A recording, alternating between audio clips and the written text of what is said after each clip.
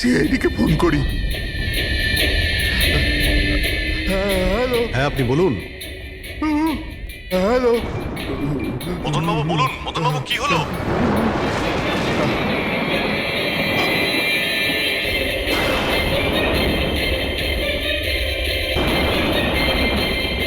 না না।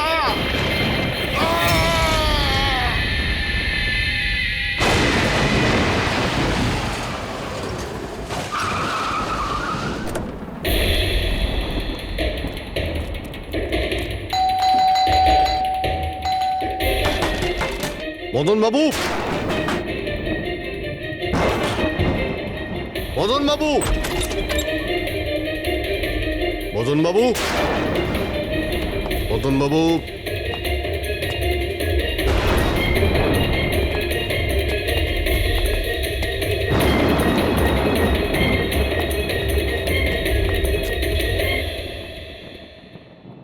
দয়া,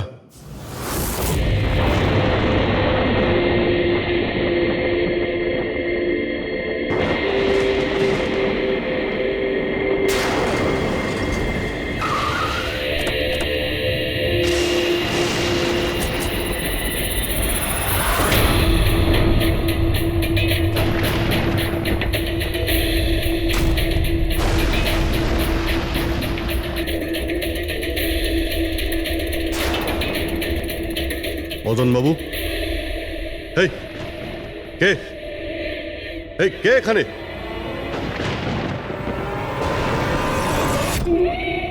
এটা কি?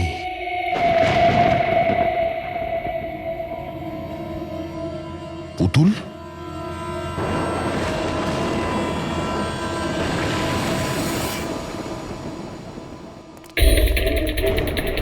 অভিজিৎ, স্যার, আমরা দেরি করে ফেলেছি।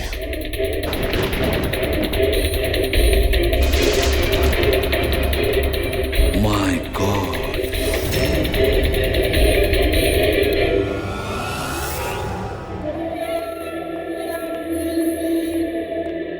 এই নিন। আস্তে আস্তে আস্তে।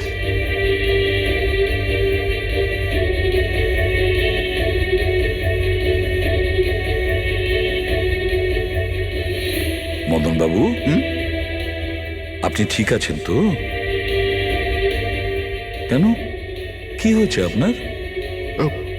কেউ আছে যে আমাকে প্রাণে মারতে চায়? কে?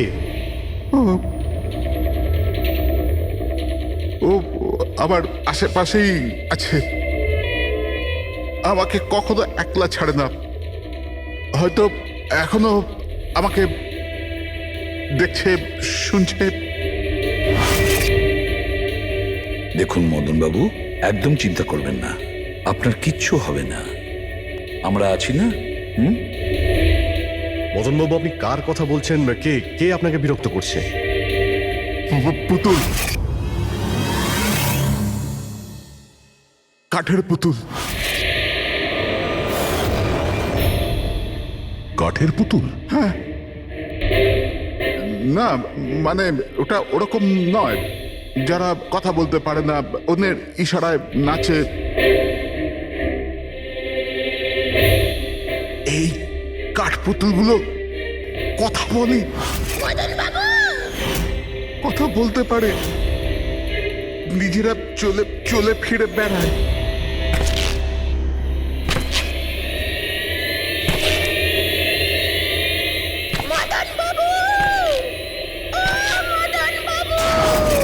কথা বলা কাঠের পুতুল? হ্যাঁ, আমি জানতাম আপনাদের আমার কথা বিশ্বাস হবে না, কিন্তু কথাটাই এরকম যে কেউই করবে না।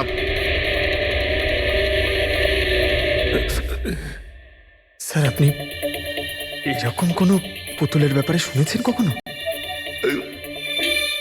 না, জানেন কিছুদিন আগে আমার সাথে কি হয়েছিল? ওই দিন আমার জন্মদিন ছিল।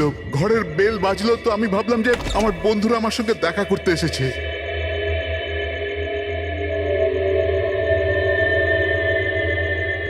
এত রাত্রে কে বেল বাজালো? অদ্ভুত তো। মদন বাবু,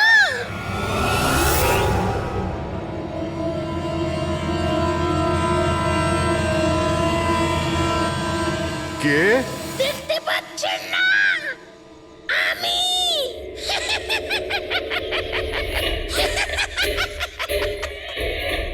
আরে আমি এত অবাক হওয়ার প্রয়োজন নেই। জানেন কি এখানে আমি কেন এসেছি? কেন? তোমার প্রাণ নিতে। কি?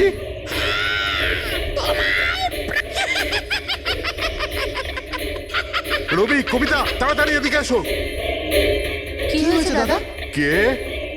এ এ পুতুলটা এটা বলছে যে এ আমার প্রাণ নিয়ে নেবে। কি? হ্যাঁ দাদা, এটা একটা নির্জীব পুতুল। হ্যাঁ, ওটাই তো। তো এটা আপনার প্রাণ কি করে নেবে? দাদা তুমি আমাদের সাথে মজা করছো? হ্যাঁ, না, তোমরা কি বলছো রবি? আমি এরকম অদ্ভুত মজা কেন করব, তাও আজকের দিনে? আরে আমি নিজে শুনেছি যে ও বললো যে ও মেরে ফেলবে এক আমাকে। মিনিট, আমি দেখছি। কি? আস্তে আস্তে রবি। শান্ত হন।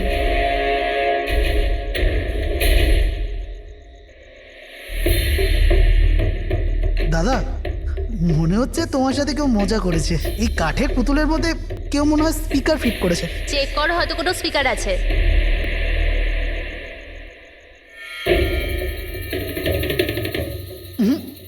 না, এখানে তো কিছু নেই। এখন কোথায় ওই পুতুলটা? কি করে থাকবে? আমি ওই সময় ওকে একদম ভেঙে চুরে জ্বালিয়ে দিয়েছি, শেষ করে দিয়েছি। হুমকি দিচ্ছিল আমাকে। ওকে আমি কিভাবে এমনি ছেড়ে দিতাম? আপনি কি সত্যিই দেখেছিলেন? হ্যাঁ,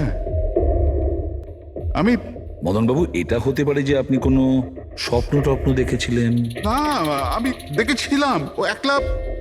আমি আর একবার নয়, এরকম আমার সাথে বেশ কিছুদিন পর। আমার মনে হয় মদন বাবুকে মারার সব থেকে ভালো উপায় এই যে ওনার বুকে ছুরি ঢুকিয়ে দিয়ে। এতে তো পুরো মেঝে রক্তে খারাপ হয়ে যাবে। সবচেয়ে বেস্ট উপায় হলো মদনবাবুকে বিষ দেওয়া হোক। একটা কাজ করা যাক, কেন না ওনার গলায় টিপে দেওয়া যাক। তো আপনি বলে দিন মদনবাবু, আপনি কিভাবে আপনার মৃত্যু হওয়া পছন্দ করেন? এই, মদন বাবু কোথায় যাচ্ছেন?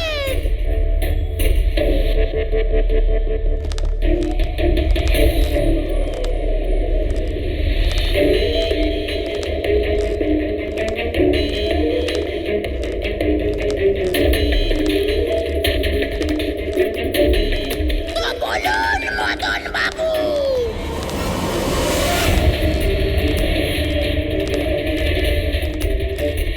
কিভাবে আপনি মরতে চান? বলুন মদন বাবু।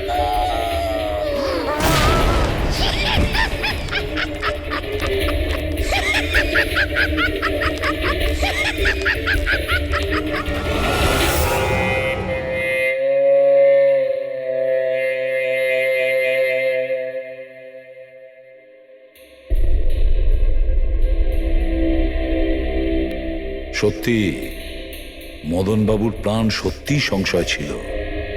উনি সত্যিই বলছিলেন, কোনো ভ্রম ছিল না।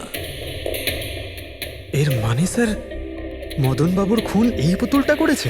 কি যে বাজে কথা বলো না। পুতুল আবার খুন করতে পারে নাকি? তাহলে স্যার খুনটা করলো কে? সেই ফেডরিক, যে কাঠের পুতুলের খেলাটা ভালো করে জানে। যখন আমরা এখানে এসেছিলাম তখন এই পুতুলটার হাতে এই ছুরি ছিল। সমস্ত প্রমাণ তো এর দিকেই আঙুল তুলছে। তাহলে খুন এই করেছে। দাদা, দাদা প্লিজ প্লিজ। দাদা, স্যার, এই পুতুলটা খুন করেনি। এক মিনিট, আপনারা কে? স্যার, আমি কবিতা, ওনার স্ত্রী। আর ইনি মদন দা, ওনার বড় ভাই। উনি হলো রবি। তাহলে আপনারা এতক্ষণ কোথায় ছিলেন, কি করছিলেন? স্যার আজ আমাদের ম্যারেজ অ্যানিভার্সারি, সেজন্য আমরা বাইরে ডিনার করতে গেছিলাম। আমরা মদন দাকেও বলেছিলাম সাথে যেতে, কিন্তু উনি বারণ করে দিলেন। আর এইসব আপনি বলছেন যে মদনবাবুর খুন এই পুতুল করেনি? হ্যাঁ স্যার, এই পুতুলটা খুন করেনি। আপনি কি জানেন খুনিকে? আমার পুরো বিশ্বাস ওনার খুন সাদুল করেছে। উনি উনি ওনার উপর বদলা নিতে চেয়েছিলেন। আচ্ছা, যার কথা বলছেন সে কে? কিসের প্রতিশোধ নিতে চাইছে? সাদুল একজন ভেন্টাকলিস্টার ভয়েস ওভার আর্টিস্ট ছিল। মদনদা আর রবির বড়দা অঙ্কুশদার ছোটবেলার বন্ধু। অঙ্কুশদার ছোটবেলা থেকেই সাদুলকে খুব ভালোবাসতো। যখন উনি দেখলেন সাদুল জীবনে কত ঠোকর খাচ্ছেন, তো 5 বছর আগে উনি নিজের বাড়িটা সাদুলকে দিয়ে দিলেন, যাতে উনি ওনার থিয়েটার গ্রুপ চালাতে পারেন। যদি ওরা কোনোদিন অঙ্কুশদাকে ভাড়ার টাকা দিতে পারেনি, কিন্তু অঙ্কুশদার এই নিয়ে কোনোদিনই কোনো দুশ্চিন্তা হয়নি, কারণ উনি জানতেন যে এই কলাতে অত পয়সা পাওয়া যায় না। সাদুল আর ওনার স্টুডেন্টরা অঙ্কুশদার বাড়ি থেকেই নিজেদের ভেন্ট্রালোকুইজমের প্র্যাকটিস করত। পুতুল দিয়ে কথা বলানো এই শিল্পের ঘন্টার পর ঘন্টা বসে রিহার্সাল করতো। তাহলে একটা কথা তোমরা ভালো করে বুঝে নাও, ভেন্ট্রিলোকিজম এই শিল্পটা সহজ নয়, কিন্তু এটা আবার এতটাও মুশকিল নয়। এই শিল্পটা করার যে পদ্ধতি, এটার নামেই লুকিয়ে আছে। ভেন্ট্রিলোকিজম একটা ল্যাটিন শব্দ, যাতে ভেন্টারের মানে হচ্ছে পেট আর লোকি মানে হচ্ছে বলো। তাহলে ভেন্ট্রিলোকিজমের অর্থ পেট দিয়ে বলো। যেমন, হ্যালো বরুণ, কেমন আছো? তারপর একদিন অঙ্কুশদা মারা গেলেন, আর সব কিছু বদলে গেল। কারা?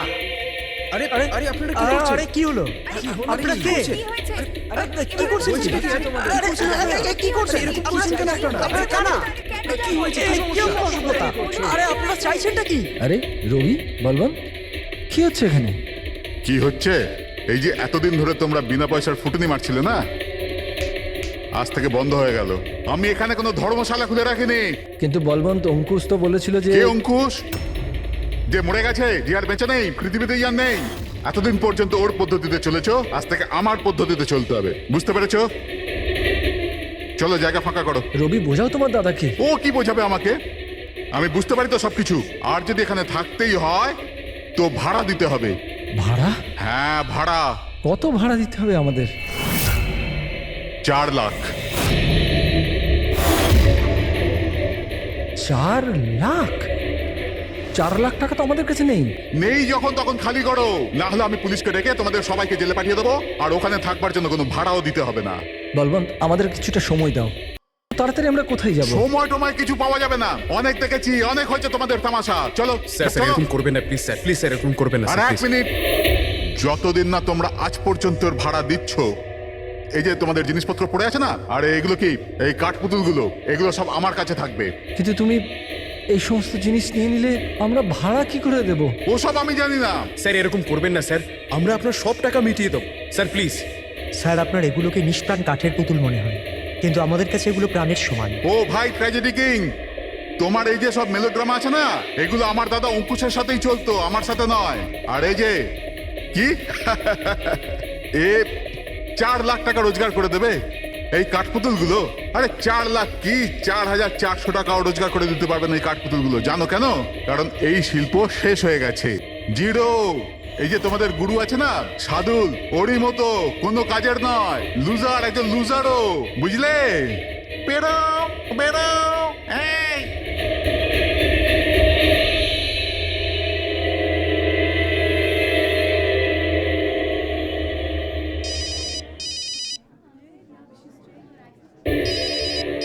এও না। কে দাদা? আবার কে? সাদুল বারবার আমাকে এভাবে ফোন করে হুমকি দিচ্ছে।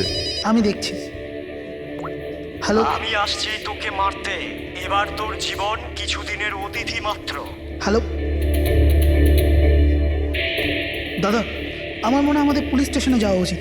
পুলিশ ডিপার্টমেন্টে আমি একজনকে চিনি, হয়তো ও আমাদের সাহায্য করতে পারে।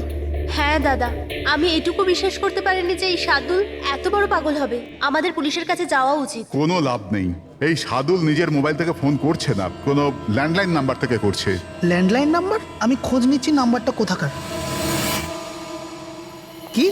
এটা কি বলছো তুমি? হ্যাঁ ঠিক বলছি, এই নাম্বার এই হসপিটালের মর্গ রুমের। সাদুল আমাকে হসপিটালের মর্গের রুম থেকে কেন ফোন করবে?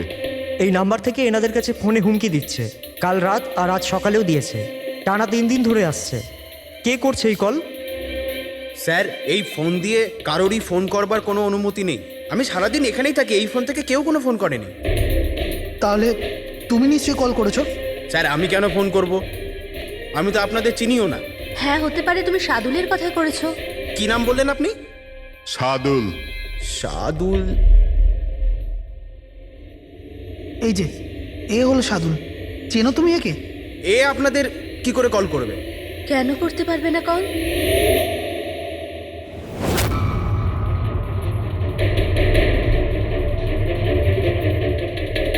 এ কিভাবে হয়ে গেল? সাদুল 3 দিন আগে ইনি মারা গেছেন, তাহলে ইনি ফোন কি করে করবেন? কিন্তু এর মৃত্যু হলো কিভাবে? ইনি ড্রিঙ্ক করেছিলেন, একটা গাড়ি এনাকে উড়িয়ে দিয়ে চলে গেছে, ওখানে ওনার মৃত্যু হয়। যদি ও এখানে মরে পড়ে আছে তো আমাকে হুমকি দিয়ে ফোন কে করছে?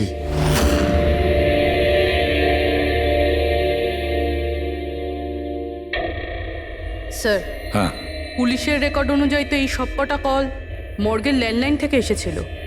কিন্তু মর্গেন ল্যান্ডলাইন তো কেউ ইউজই করে না, তাহলে সব কি করে? পুরবি ভালো করে চেক করো, দেখো ব্যাপারটা কি। মনে হচ্ছে ব্যাপারটা গোলমেলে। স্যার হ্যাঁ, উনি কিচ্ছু জানতে পারবেন না, আপনি এরকম কেন বলছেন? কারণ সিআইডি স্যার জীবিত লোকেদের ধরতে পারে, আত্মাদের নয়। আর আমি জানি এটা সাদুলের আত্মাই করেছে। দেখুন এই আত্মা বলে কিছুই হয় না, আর আপনি একজন এডুকেটেড পার্সন হয়ে এইসব বলছেন? আপনিও তো পড়াশুনো জানা, আপনি বলুন না একটা লাশ মর্গ থেকে ফোন কি করে করতে পারে? কি করে ওই মদনদার সাথে ওই পুতুলটা কথা বলতে পারে? স্যার তাদের এটা নর্মাল মনে হচ্ছে। আপনারাও এমন কিছু ফিল করেছেন যেটা মদনবাবু করেছিলেন? হ্যাঁ স্যার। না, বাঁচাও, আমি তোমাদের ছাড়বো না। তোমরা খুব বিরক্ত করছো আমাকে, তোমাদের সবাইকে মেরে ফেলবো আমি, ছাড়বো না। দাদা, সরে যাও। না দাদা কি হলো? এদিকে আসবে না। আরে কিন্তু দাদা এটা কি করছো তুমি? দাদা কি? কাঠপুতুল আছে এখানে, সরে থাকো। কাঠের পুতুল?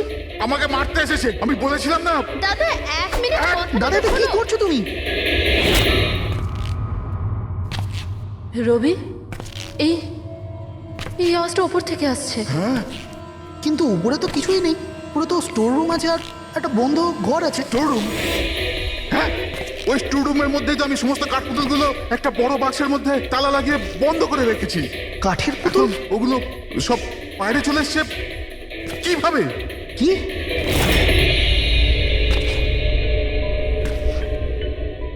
দাদা তুমি তুমি ভয় পেও না, এসো উপরে এসো। রবি কিন্তু চলো আস্তে আস্তে সামলে।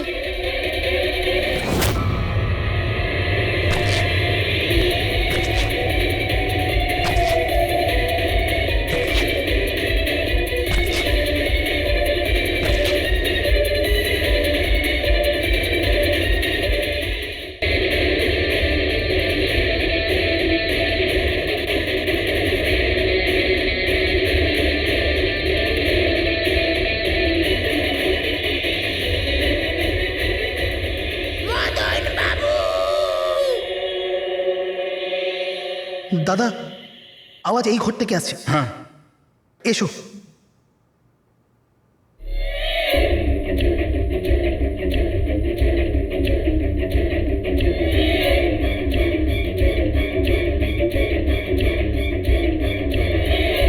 মদন বাবু,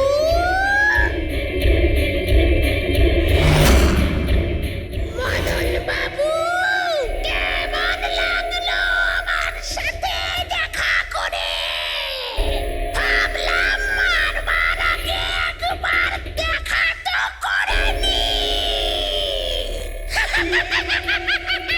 আমি বুঝেছিলাম না কথা বলে।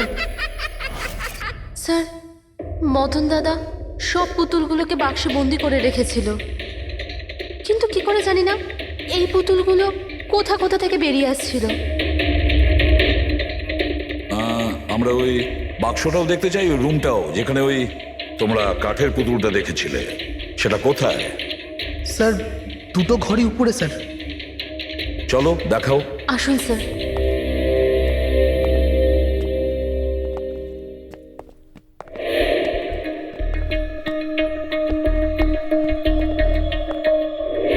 স্যার পায়ের আওয়াজটা আমরা করিডোরে শুনেছিলাম, আর ওই পুতুলটা আমরা এখানে এখানে দেখেছিলাম স্যার।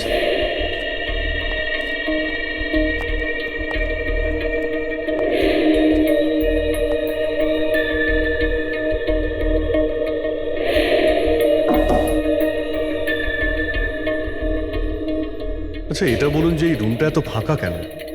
স্যার আমি ভেবেছিলাম কি এখানে ট্রেডমিল আর বাইসাইকেল রাখবো, একটু এক্সারসাইজ করব, কিন্তু সময় পাইনি।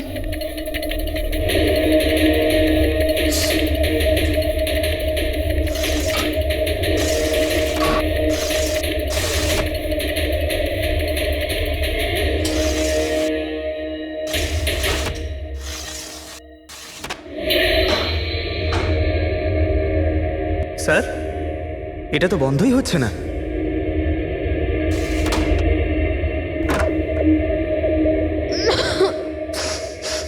আসুন স্যার।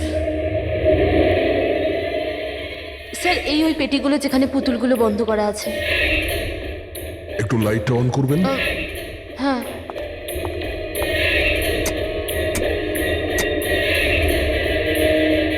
স্যার এই ঘরটা অনেক দিন ধরে বন্ধ আছে, তো মনে হয় বাল্বটা খারাপ হয়ে গেছে।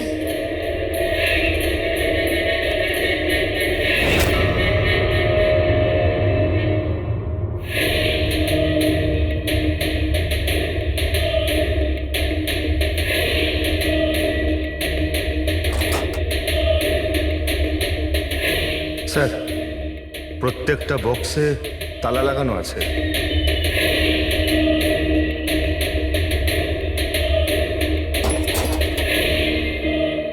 কিন্তু এই তালাটা শক্তপোক্ত নয়, যে কেউ একে খুব সহজেই খুলতে পারে।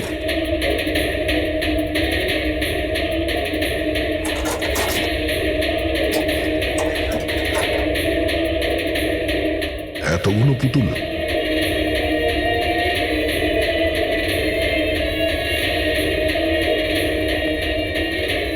দেখি একটু এতে কোনো মেকানিজম করা নেই তো? স্যার আমি আপনাকে বলছি তো এরা কথা বলে না। স্যার নিশ্চয়ই সাদুলের আত্মা এসে এদের কথা বলায়। ভেতরে কোনো মেকানিজম কিন্তু কোনো স্পিকার তো নেই যার থেকে আওয়াজ আসবে। স্যার উনি কিন্তু ঠিক কথাই বলছেন, না তো কোনো মেকানিজম আছে না কোনো স্পিকার, কিন্তু তাহলে এই পুতুলগুলো কথা বলে কি করে?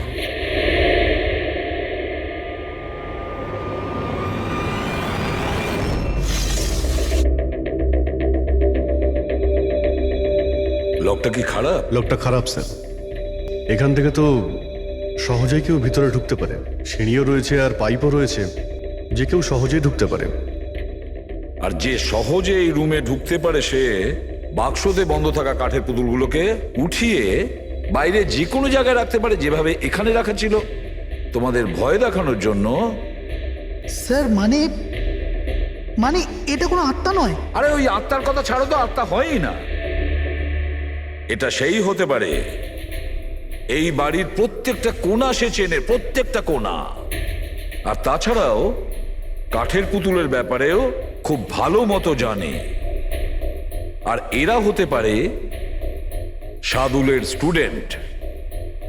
সাদুলের স্টুডেন্ট খোঁজ নিয়ে দেখতে হবে যে সাদুলের স্টুডেন্টস এই মুহূর্তে কোথায় আছে আর কি করছে। হাই, আমার নাম হলো ফ্রিডা। আমার নাম দীপেশ। আমার নাম হলো তরুণ। আর আমার নাম লোচন।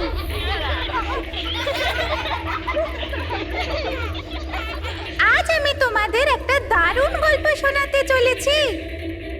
না, সবসময় কেন তুমি শোনাবে গল্প? আরে তুই তো আপত্তি কিসের? ফ্রিডা, তোমার সবসময় ভালো রোল প্রয়োজন পড়ে। হ্যাঁ দীপেশ, তুমি একদম ঠিক বলেছো। পরিশ্রম আমরা করি আর ফেমাস তুমি হয়ে যাও। তোমার পুতুলও তো সেই কথাই বলছে। স্যার বুঝতে পারছি না স্যার, এটা এই পুতুলগুলো কথা বলছে কি করে? আরে পঙ্কজ, এটা একটা আর্ট, ভয়েস চেঞ্জ করার আর্ট। এটাকে বলে ভেন্ট্রিকুলিজম। একদম। কথা তো এরাই বলছে, কিন্তু মনে হয় যেন এই আওয়াজ পুতুলের মুখ থেকে বেরোচ্ছে। কিন্তু স্যার এরা কোথায় কথা বলছে? আপনি দেখুন না, এদের তো ঠোঁটটা পর্যন্ত বন্ধ। দেখো, আমি বলছি আমি বেস্ট। এটাই তো শিল্প পঙ্কজ, মুখ না খুলে এত পরিষ্কার কথা বলা। আওয়াজ এখানে এই পেট থেকে বেরোয়। ওই আর্টটাও এদের মতো শিল্পীরই তৈরি করা। ওই পুতুলগুলো এই আর্টের দ্বারাই মদনবাবুর সঙ্গে কথা বলে, আর ওই নিউজ রিডারও। কিন্তু স্যার এরা তো পুতুলগুলোকে হাত দিয়ে নাড়াচ্ছে স্যার। হ্যাঁ, এরকমই তো হয় পাপেট শুয়ে। কিন্তু মদন বাবু ওই পুতুলটা দেখেছিল স্যার, ওটাতে কেউ হাত দিয়ে নাড়াচ্ছিল না, আর না কথা বলছিল এভাবে। হ্যাঁ ঠিক আছে, হতে পারে কোনো মেকানিজম ফিট করেছিল ওই পুতুলে, যেটা কোনো রিমোট কন্ট্রোল দিয়ে অপারেট করা হতো। স্যার কিন্তু রবি বলছিল যে ওর ভেতর কিচ্ছু নেই, কিচ্ছু নেই। সাউন্ড মেকানিজম ছিল না, কিন্তু ওর মাথার ভেতরে কোনো মেকানিজম ছিল, যার কারণে ওর মাথা আর মুখটা নড়তো, যেটা হতে পারে রবি দেখেনি।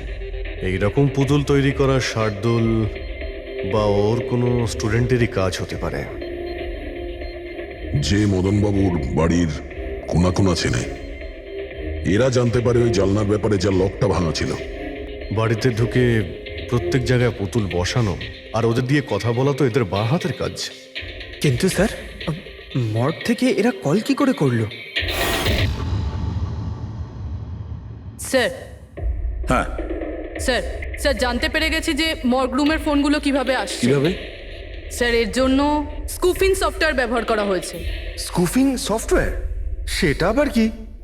স্যার এক্ষুনি বলছি।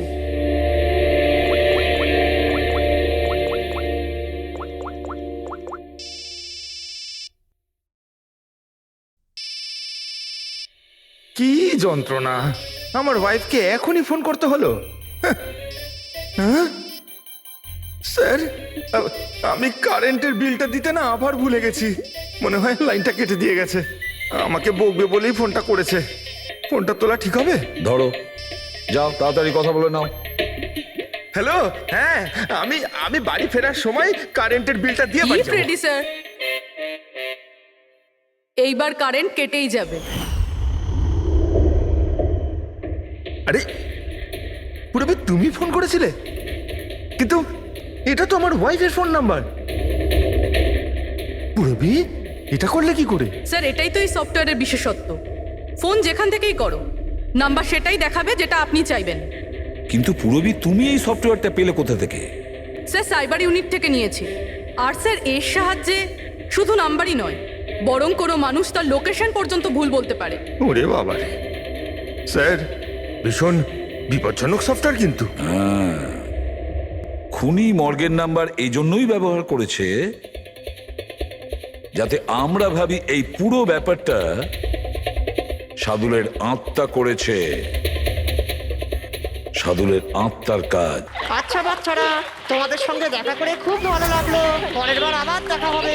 বাই। সাবধানে যাও তোমরা। Bye bye bye bye bye. হ্যাঁ বলুন, কিভাবে আমি আপনাদের সাহায্য করতে পারি? হ্যাঁ, তোমরা সাহায্য না করলে আর কে করবে? আসলে আমরা এটাই জানতে চাই যে মদনবাবুকে ভয় দেখানোর প্ল্যান তোমাদের মধ্যে কে করেছিল? আমরা ঠিক বুঝলাম না।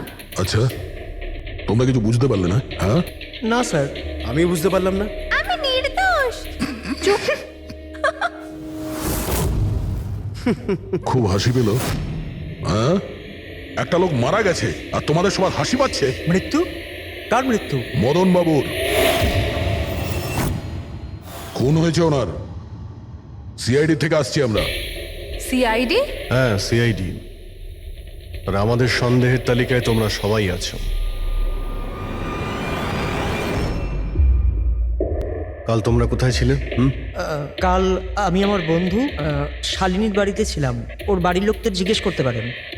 আর তুমি তুমি কোথায় ছিলে? স্যার আমরা লোচন আর আমি একটা শোয়ের জন্য গিয়েছিলাম পুনেতে, আজ সকালেই ফিরেছি। পুনা? কিসে গিয়েছিলে পুনায়? ক্যাব বুক করে আমার কাছে ইনফরমেশন আছে, আপনি চাইলে দেখতে পারেন।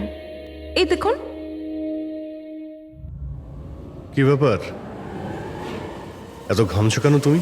হ্যাঁ, কাল রাতে তুমি কোথায় ছিলে? স্যার ওই আমি বলছি, তুমি কাল রাতে মদন বাবুর বাড়িতে ছিলে কিনা? হ্যাঁ হ্যাঁ ছিলাম ওখানে,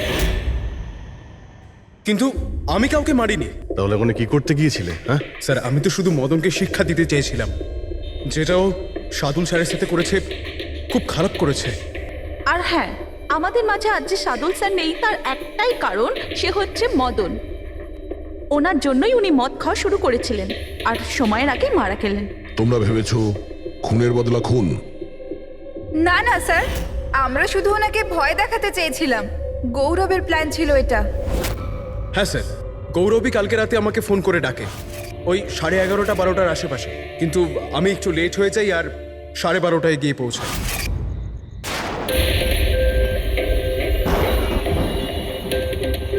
আজ তো এমনিতেই অনেক লেট হয়ে গেছি, মেরেই ফেলবে গৌরব আমাকে। চলে গেছে হয়তো ভিতরে, এবার ওকে ইশারা কি করে করবো?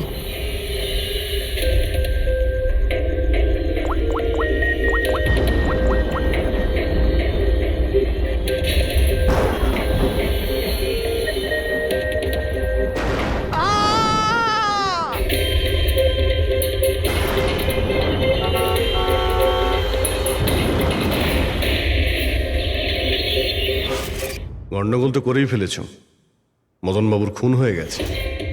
স্যার আমার এই খুনের সাথে কোনো রকম সম্পর্ক নেই। আর গৌরবের? স্যার এটা তো গৌরবই বলতে পারবে, তাই না? ঠিক আছে, গৌরবকে ডাকো। কোথায় ও? গৌরব তো এখন গোয়াতে আছে। গোয়া? গোয়াতে কেন? স্যার এটা জানি না। ওকে কিন্তু বাঁচানোর চেষ্টা করবে না, নাহলে তুমি ফেসে যাবে, বুঝেছো? না স্যার, এরকম ব্যাপার নয়। কালকে রাতে যখন ওকে আমি ফোন করি তখন ওর ফোন বন্ধ ছিল। আজকে সকালে মেসেজ আসে আমার কাছে। মেসেজ দেখাও তো। স্যার কাল রাত্রে যেটা হয়েছিল সেটা হওয়ার কথা নয়। আমি গোয়া পৌঁছে গেছি কিছুদিন গা ঢাকা দেওয়ার জন্য। কিন্তু এ গোয়াতে কখন পৌঁছলো আর কিভাবে? যখন আমরা ক্রাইম সিনে পৌঁছেছিলাম তখন তো ও ওখানে ছিল না। হ্যাঁ, যদি আমরা এটাও ভেবে নিই যে যখন আমরা ওখানে পৌঁছলাম তার ঠিক আগে ও ওখান থেকে বেরিয়ে গেছে, তাহলে ও গোয়া কি করে পৌঁছবে? খুন হয়েছিল রাত 1টার সময় আর তারপরে আমরা ওখানে পৌঁছেছি। ফ্লাইট নেই গোয়া যাওয়ার জন্য। স্যার হতে পারে ফ্লাইটে না গিয়ে বাসে বা গাড়ি করে গেছে হয়তো। না পঙ্কজ, ড্রাইভ করে গোয়া পৌঁছতে মিনিমাম 12 ঘন্টা লাগে, আর এই মেসেজটা এসছে সকাল 9টার সময়। মানে গোয়া পৌঁছানোর আগেই ও মেসেজ করে দিয়েছে যে ও গোয়া পৌঁছে গেছে। পঙ্কজ, খোঁজ নিয়ে দেখো যে গৌরবের ফোনের লাস্ট লোকেশন কোথায় দেখাচ্ছে। তুমি গৌরবের নাম্বারটা দাও। আচ্ছা ঠিক আছে, থ্যাংক ইউ স্যার। স্যার গৌরবের শেষ লোকেশন ছিল ওই মদনবাবুর বাড়ি, আর কাল রাত 11:30টার সময় ওর মোবাইল বন্ধ হয়েছে। 11:30? Hello, thank you sir.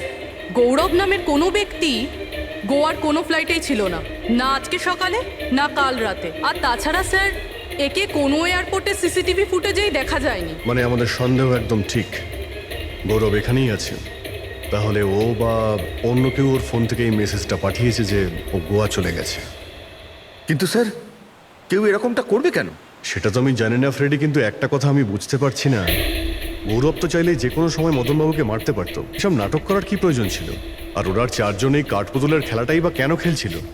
আর ও যদি মদনবাবুকে মেরেই থাকে তাহলে ওর 4 জন বন্ধুকে কেনই বা বললো না? সন্দেহটা আমার এইখানে।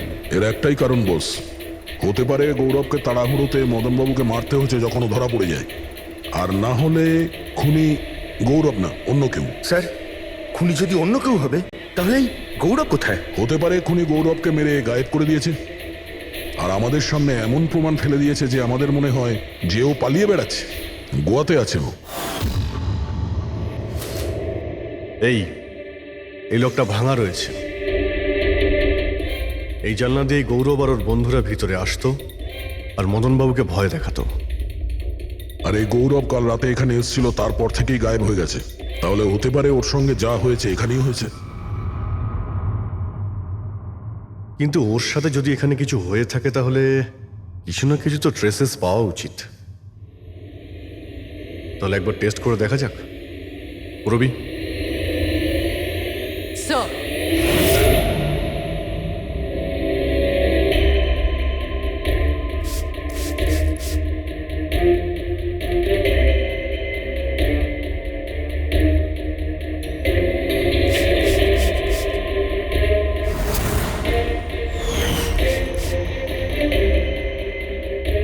স্যার আপনার সন্দেহ ঠিক ছিল, এখানে তো রক্ত রয়েছে।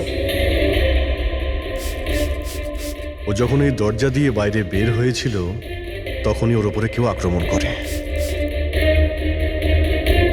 স্যার এদিকে তো কোনো চিহ্নই নেই।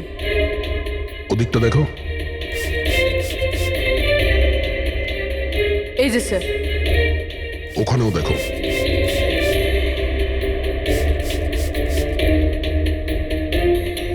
ও, তার মানে হামলা করার পর গৌরবকে টেনে হিচড়ে স্টোর রুমের কাছে নিয়ে আসা হচ্ছে।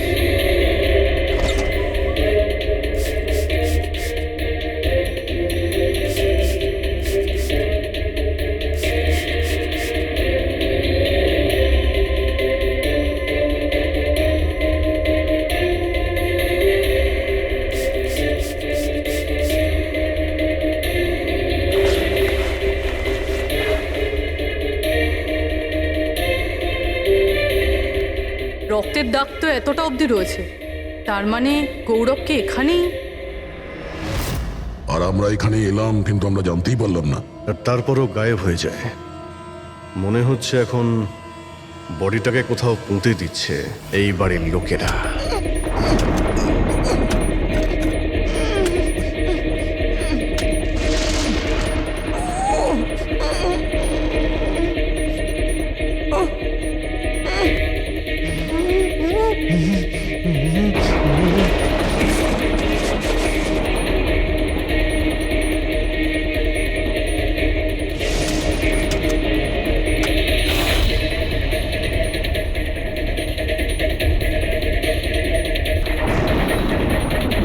সিআইডি?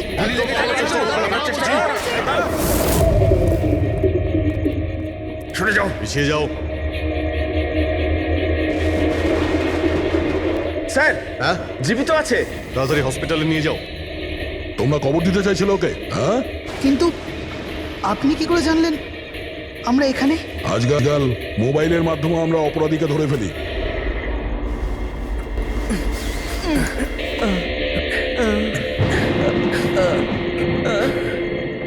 চলো তাড়াতাড়ি নিয়ে যাও ওকে। চলে এসো।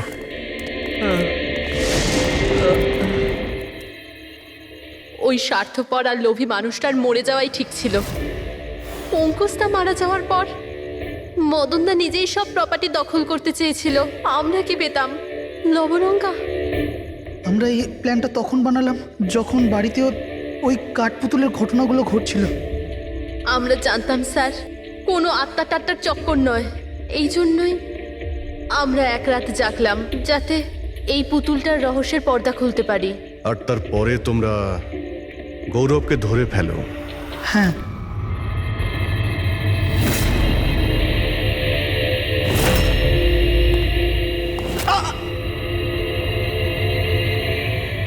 গৌরবের থেকে সব সত্যিটা জানার পর আমরা ভাবলাম যে ওর ওই কাঠপুতুলের খেলার সুযোগ নিয়ে আমরা মদন দাদাকে মারতে পারি। আর সেই কারণে গৌরবের ওপর হামলা করে ওকে বাক্সে ঢুকিয়ে দিয়েছো।